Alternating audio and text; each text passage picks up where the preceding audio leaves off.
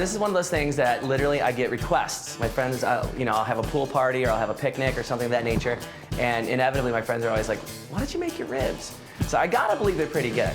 I have been asked for my secret recipe forever, and I never tell anybody my recipe. So today, I'm giving it all up right here. My self-proclaimed world-famous baby back ribs. The secret recipe is here for you. It all starts with the meat.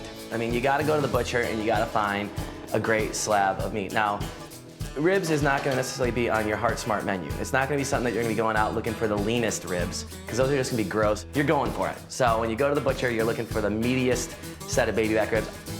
Baby back ribs I love because they're a little more petite. You know, you can chop them up and you can handle them a little bit easier. And I just feel like the flavor moves through them a lot better.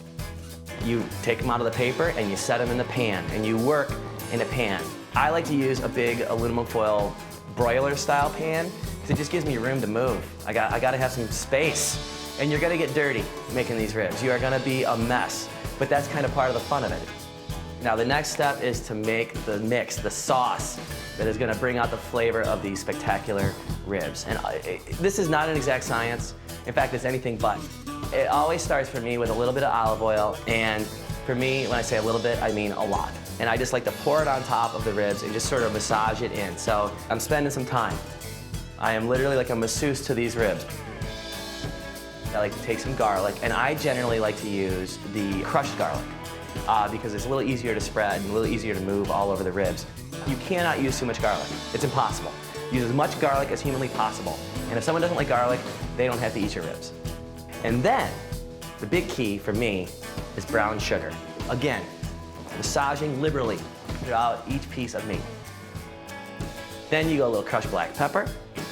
All right, so the secret stuff is actually the secret sauce. This whole thing that you've been massaging into the ribs, it doesn't really mean anything yet until you get out the goods. So you dump some bourbon on top. You then grab some orange juice, a little bit of the sweet, and you mix that in as well.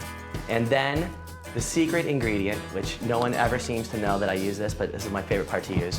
You use apple cider vinegar. First of all, it brings kind of some sweetness and some tanginess to the ribs, but it actually, I think, also helps kind of break down the ribs a little bit.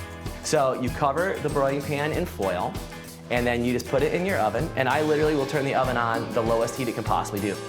The way that you know that your ribs are ready is a simple, tried and true process. You pull it out of the oven, and you literally grab a fork, or you grab some tongs, or whatever it is, and you just try to flip over the ribs. Once you can't even move them around without them separating from one another, that's when you know your ribs are ready to go. I lather them up with barbecue sauce on the cookie sheet before I actually even go to the grill. When you're setting up your grill, this is key too, because you are going to have really moist meat on a bone that's going to be falling off.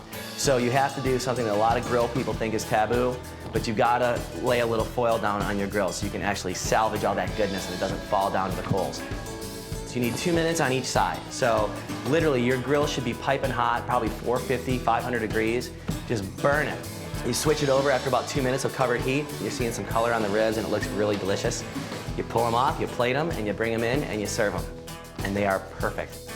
When you don't have to actually tell people how great your ribs are, but they tell you how great your ribs are, that's when you know it's a success. And I think that ultimately, these ribs are a huge success.